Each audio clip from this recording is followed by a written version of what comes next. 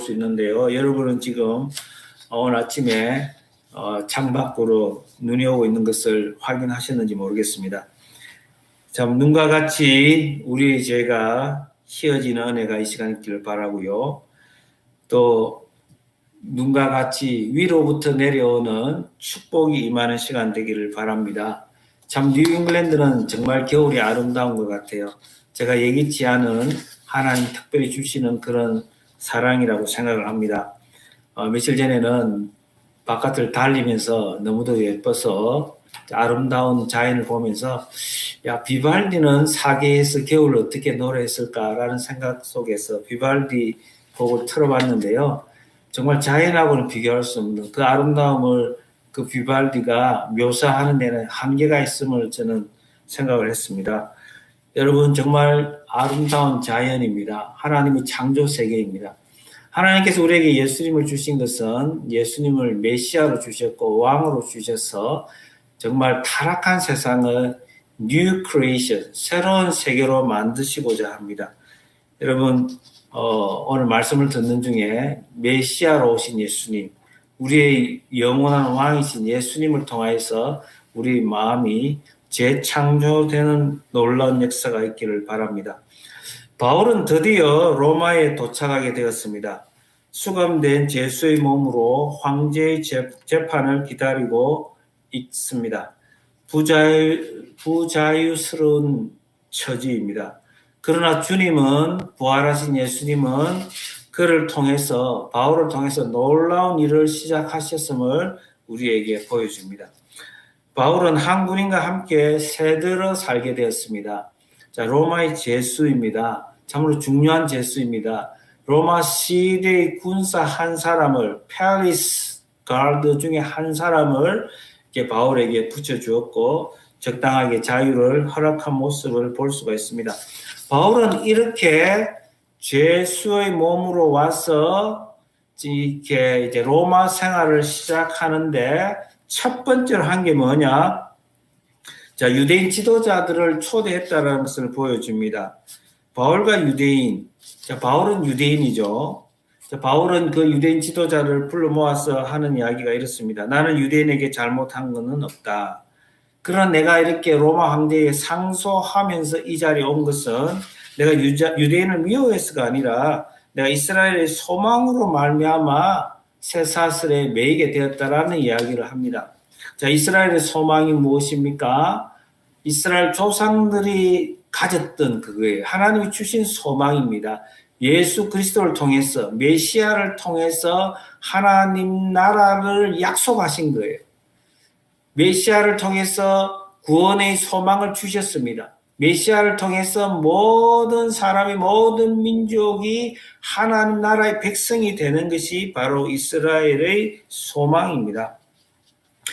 유대인들은 이렇게 반응합니다. 니에 대한 편지를 받은 적 없고 나쁜 이야기를 들은 적 없다. 자, 그렇게 이야기를 하면서 바울은 유대인에 대한 어쨌든 시작과 함께 유대인을 만나면서 유대인에 대한 자신의 마음을 우리에게 보여주는 거예요. 지난 30여년간 그가 당한 고통의 대부분은 자, 무엇으로 인했습니까? 유대인 때문에 고난을 받고 고난을 당했던 거죠. 맞습니까? 동족 유대인이 바울을 집요하게 괴롭혀 왔습니다.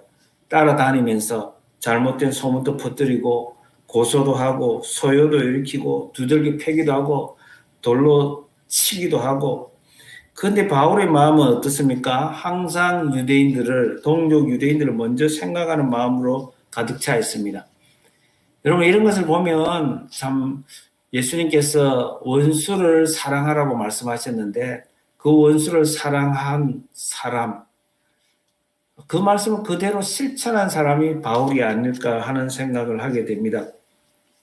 로마서 9장 1절에서 3절을 보면 내가 그리스도 안에서 참말을 하고 거짓말을 아니하노라. 나에게 큰 근심이 있는 것과 마음에 그치지 않는 고통이 있는 것을 내 양심이 성령 안에서 나와 더불어 정언하노니 나 형제고 권력의 친척을 위하여 내 자신이 저주를 받아 그리스도에게서 끊어질지라도 원하는 바로라. 자, 동족 이스라엘 사람들이 그를 따라다니면서 죽이려고 하고 그 때문에 유대인 때문에 지금 제수의 몸이 되어서 로마에 왔는데 여러분 바울은 그리스도에게서 끊어질지라도 그 마음을 있음을 로마서를 통해서 우리에게 분명히 보여줍니다. 바로 그 마음이 있기 때문에 그 풍랑이는 바다를 거쳐서 뱀에 물리면서까지 이 자리에 온 것입니다. 로마에서 바울의 사역을 누가는 우리에게 자세히 가르쳐 줍니다. 모세의 율법과 선지자들의 말을 가지고 예수님에 대하여서 말씀을 전합니다. 여러분, 구약에서 말하는 그 메시아가 바로 나사렛 예수라는 것입니다. 선지자들을 통해서 모세의 율법을 통해서 말씀한 것이 무엇이냐? 바로 메시아지 않느냐? 그 메시아가 나사렛 예수고 그가 우리의 왕이라는 사실을 말하는 것입니다. 그러면서 그가 통치하는 세계가 그의 통치의 영역을 우리에게 가르쳐주는데 그것이 바로 하나님 나라입니다. The Kingdom of God입니다. 자, 바울은 아침부터 저녁까지 유대인들을 모아놓고 시간을 정해서 하나님 나라에 대해서 말씀했습니다.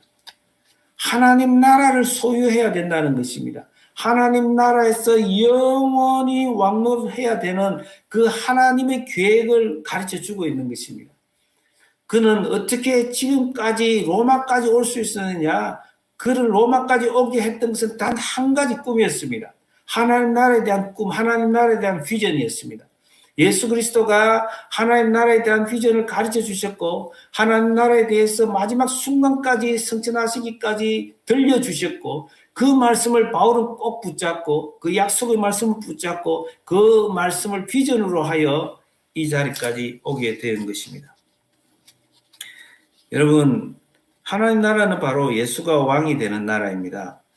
다윗은 하나님을 왕으로 인정하여서 그는 하나님 앞에 어린아이처럼, 아니 어린아이가 되어서 그 앞에 뛰어놀았다고 말씀합니다. 뛰어놀았고 춤을 추었고 그의 삶이 예배가 되게 했습니다.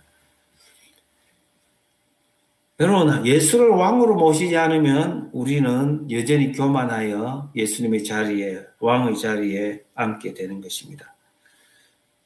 바울은 말씀을 마치고 나서 이런 이야기를 합니다. 유대인들에게 말씀을 들려주고 나서 너희가 듣기는 들어도 도무지 깨닫지 못하며 보기는 보아도 도무지 알지 못하는도다라고 이야기를 합니다.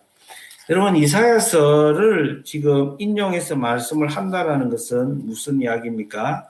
크게 재미를 못 봤다는 이야기입니다. 로마 감옥에서 첫 번째로 유대인들을 불러 모아서 유대인 지도자들을 불러 모아서 하나님 나라를 전했는데 이사야 말씀을 가르치기를 마치고 나서 이사야서 이 부분을 인용했다라는 것은 별 재미가 없었다는 이야기예요.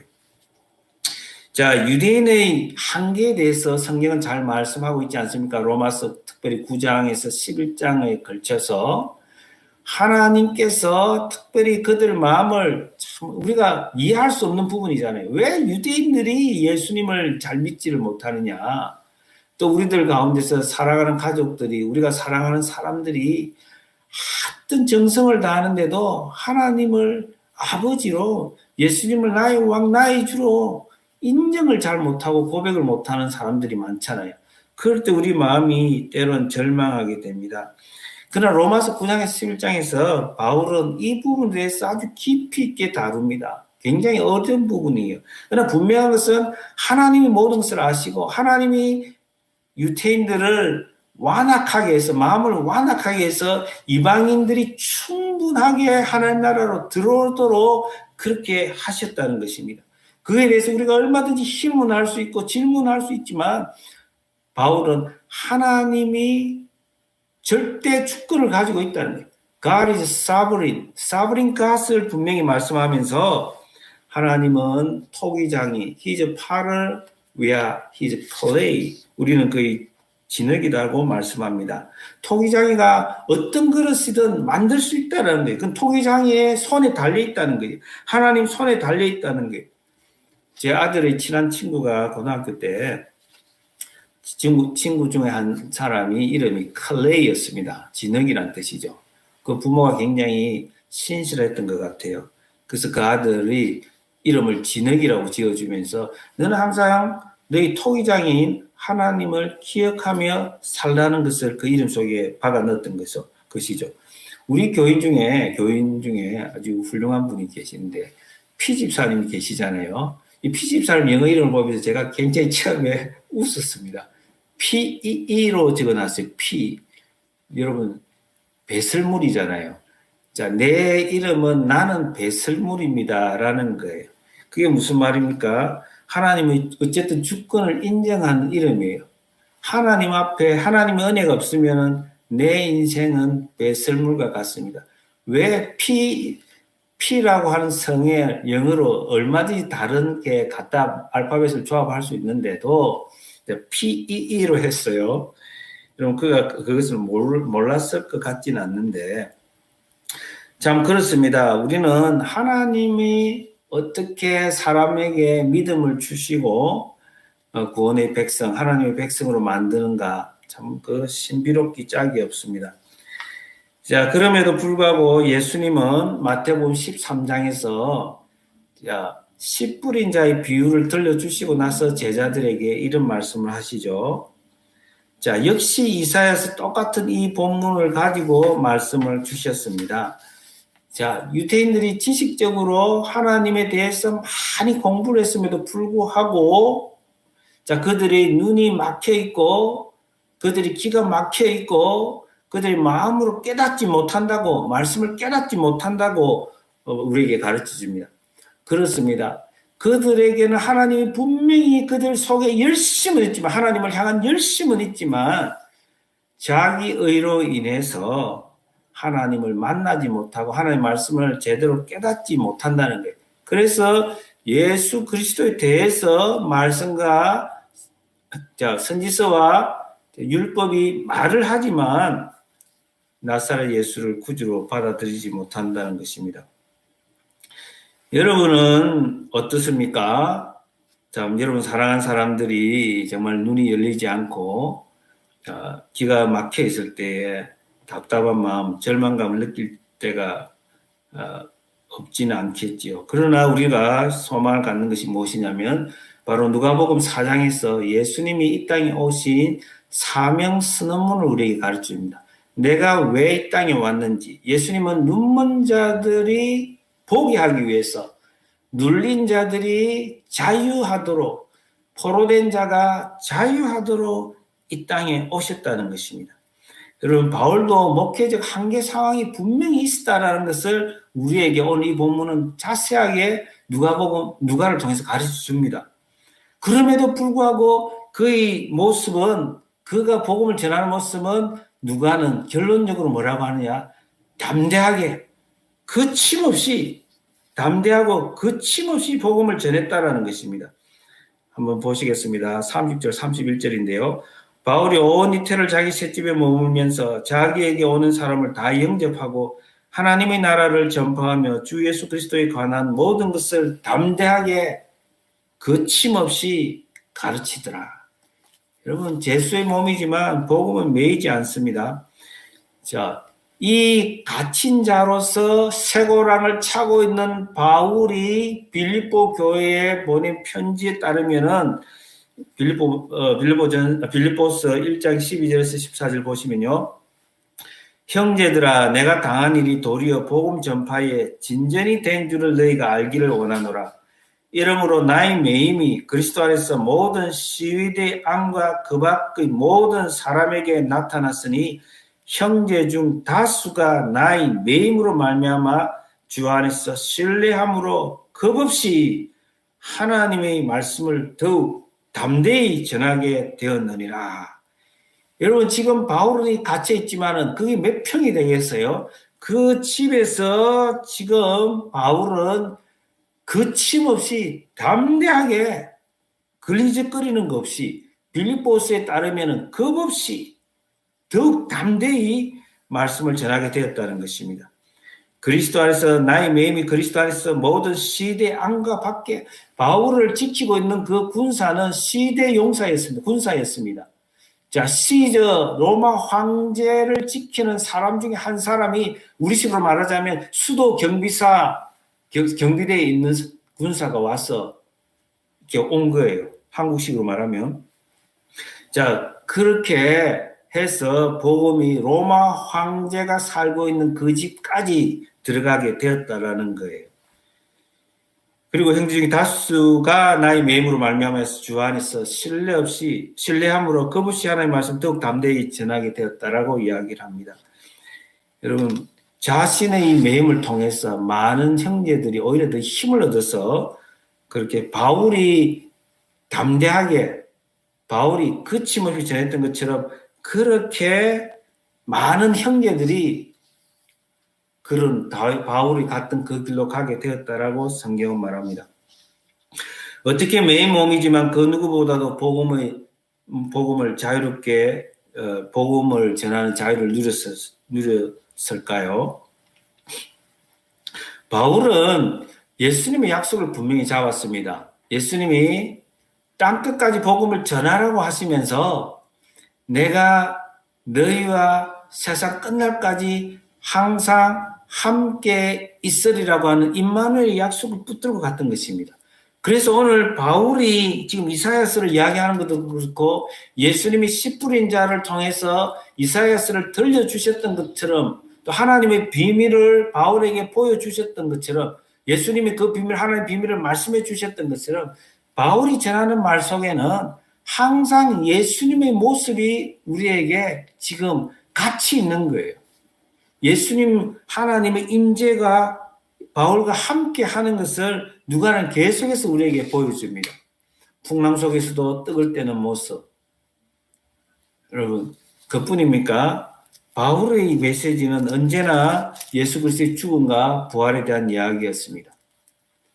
예수 그리스도 중심이었습니다. 예수 그리스도의 임재가 나타나도록 그는 말씀을 전했던 것입니다. 갇혀있지만 방해받지 않는 모습입니다.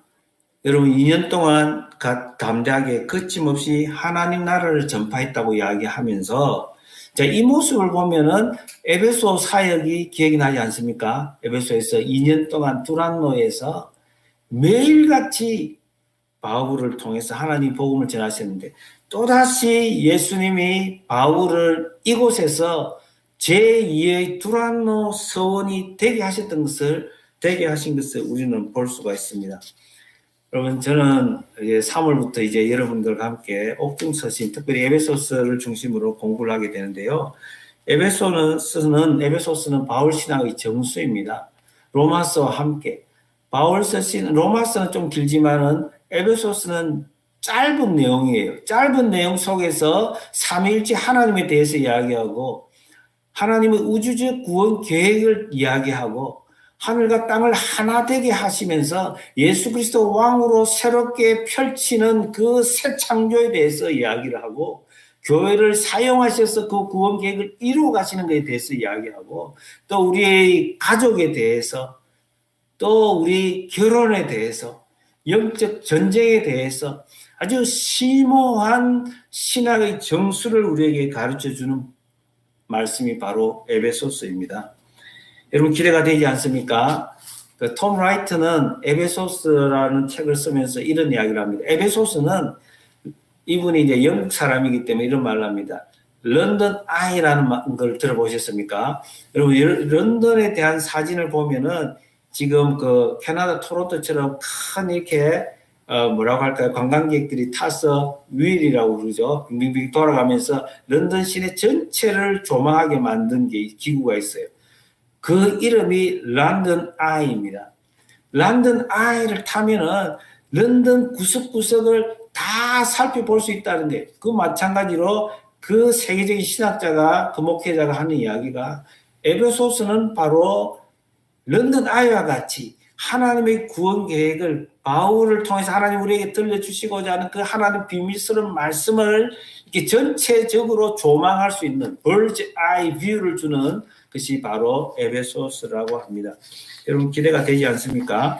그래서 여러분이 에베소서를 준비하실 때에 필사를 한번 해보시고 그 다음에 사도행전을 다시 한번 읽을 수만 있으면 얼마나 도움이 될지 몰라요. 특별히 에베소에서 그 2차 마지막 끝에서 그 3차에서 3차 전도 여행에서 3년 동안 머물렀던 그 에베소 교회를 한번 다시 여러분 살펴보신다면은 에베소 공부하는 데 큰 도움이 되리라고 생각합니다. 그리고 우리가 빌립보서도 들여다볼 것이고요. 정말 빌립보 교회와 바울의 유럽의 첫사랑이잖아요. 그 빌립보 교회가 바울에게 영치금을 계속 넣어주면서 힘있고 담대하게 거침없이 복음을 전하도록 해주었는데, 여러분 그 아름다운 관계, 바울과 빌립보 교회의 그 아름다운 관계를 우리가 읽어보면 우리 가슴이 금방이라도 뜨거워지는 것을 볼 수가 있습니다.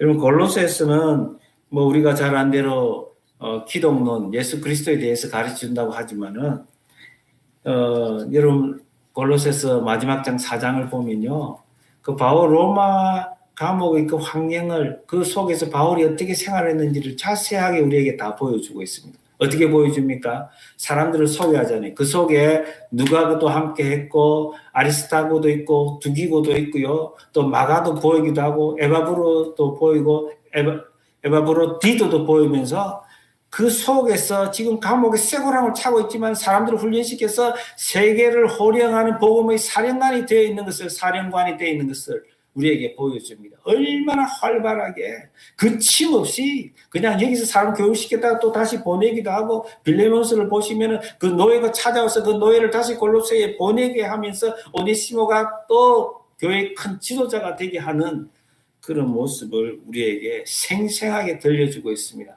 그리고 골로새서를 통해서 참으로 에바브로가 골로새 교회를 개척했는데 얼마나 그 교인들을 위해서 wrestling with 하나님과 씨름하면서 기도하는 그 절절한 이야기도 우리는 들을 수가 있습니다. 우리가 어떻게 기도를 해야 되는지 실제적으로 가르쳐주는 말씀이 골로새서입니다. 그는 몸은 갇혔지만은 복음은 매이지 않아서 사방으로 열려있는 삶을 하나님께서 보여주고 있습니다.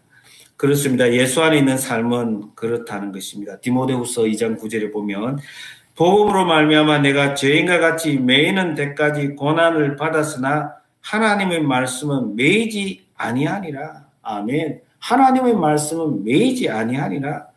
피상적으로 보면 그 고생스러운 항해를 하고 로마에 도착한 바울의 모습은 정말 황당하기 짝이 없습니다. 하지만 실제에 있어서 가장 강력한 복음 전도가 일어나고 있음을 우리에게 보여줍니다.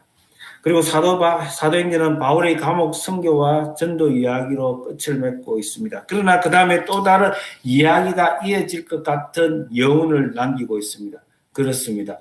unfinished work입니다. 미완성의 작품입니다.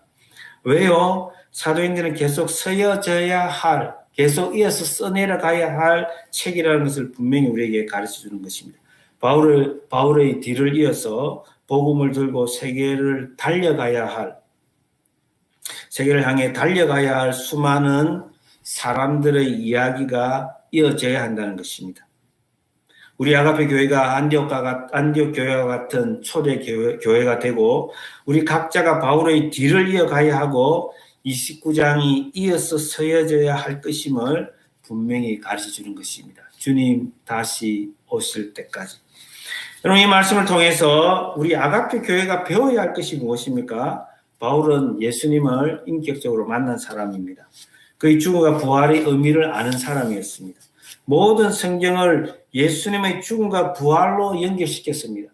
구약 성경을 항상 풀면서 그 성경이 마지막으로 지향하는 데스티네이션이 무엇이냐? 바로 예수 그리스도인데, 예수 그리스도가 메시아요, 예수 그리스도가 영원한 왕이고 그 왕을 통해서 세상을 재창조하시고 새로운 세계를 통해서 우리 모든 사람이 왕노릇 하도록 하는 것이 바울의 메시지임에도 불구하고 우리가 중요하게 놓쳐서는 안 되는 가장 핵심이 뭐냐? 예수가 그냥 예수가 아니고 예수는 죽으시고 부활하신 예수라는 것입니다. 다시 말하면 바울 신학의 정수가 뭐냐? 바로 십자가 신학입니다. 예수가 나와 함께 죽으시고 부활하셨다는 것입니다. 예수님의 십자가가 우리 삶에 적용되어야 한다는 것입니다. 바울은 철저하게 그 십자가 신학을 자신의 삶 속에 적용했던 사람입니다. 나는 죽었다라는 거예요. 그리고 예수님의 부활과 함께 나는 다시 살아났다는 것입니다. 우리가 예수 십자가와 함께 죽지 아니하면 우리는 이런 사역을 감당할 수가 없습니다. 하나님의 비전을 보았다 하더라도 하나님의 선교에 우리가 동참할 수가 없습니다. 여러분, 지난 우리 금요일날 선한 사마리아인에 대해서 말씀을 받았었는데요. 내가 바로 예수 그리스도와 함께 죽었다는 고백이 있어야지만 내가 바로 강도 만난 사람이었고, 내가 바로 강도 만난 사람이었는데 예수님이 선한 사마리아인이 되어서 나를 살려주셨고, 그 경험이 있어야지만 우리는 지나가는 사람, 강도 만난 사람을 우리는 불쌍히 여길 수 있고 우리는 그를 살릴 수 있는 것입니다.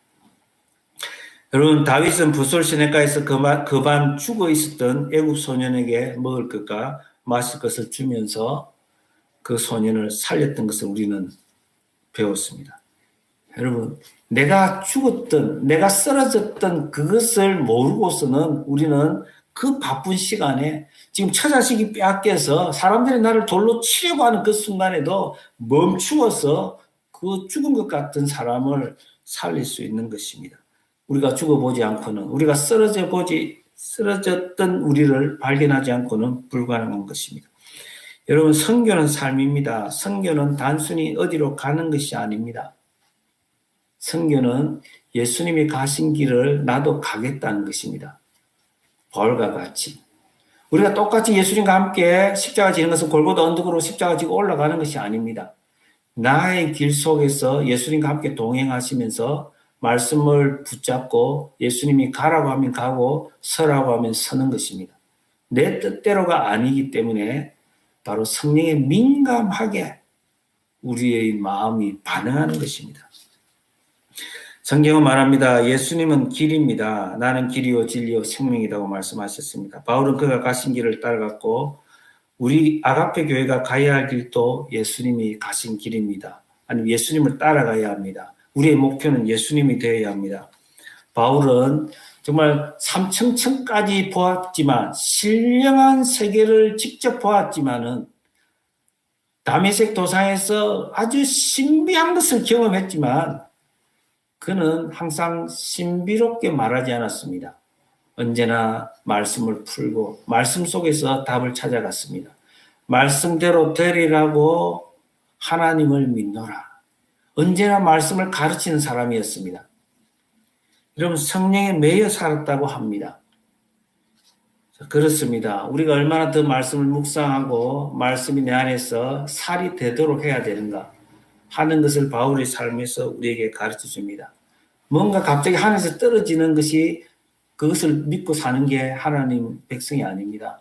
진정한 사명자는 늘 말씀을 주야로 묵상하면서 그 말씀으로 가슴이 뜨거워져서 그 말씀을 전하고 가르치고 그 말씀을 들고 복음을 들고 산을 넘는 사람입니다. 여러분, 그렇습니다. 하나님 나라가 바울의 삶을 통해서 이루어졌던 것은 하나님의 선교에 동참했습니다. 선교는 하나님의 선교입니다. 미시오 데이입니다. 내가 하는 선교가 아닙니다. 선교의 주도권을 하나님이 잡고 있습니다. 풍랑을 만나게 하면 풍랑을 만나야 합니다.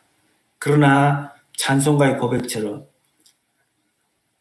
큰 물결 일어나 나 쉬지 못하나 이 풍랑으로 인하여 더 빨리 갑니다.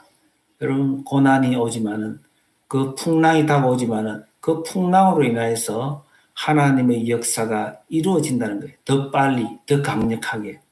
여러분, 이런 복을 우리가 하나님을 인정하면서 예수님의 말씀을 붙잡고 바울처럼 살면서 하나님의 선교에 동참하는 복을 우리 모두가 누릴 수 있기를 주님의 이름으로 축원합니다. 기도하겠습니다. 우리 시간 한번 1분 동안 주신 말씀을 가지고 한번 기도했으면 좋겠습니다. 하나님, 나도 사명자로 살고 싶습니다. 말씀에 매여 살기를 원합니다. 복음의 메인자가 되기를 원합니다. 복음의 메인자는 예수 안에서 자유하는 것을 보게 하셨사오니 나를 통하여서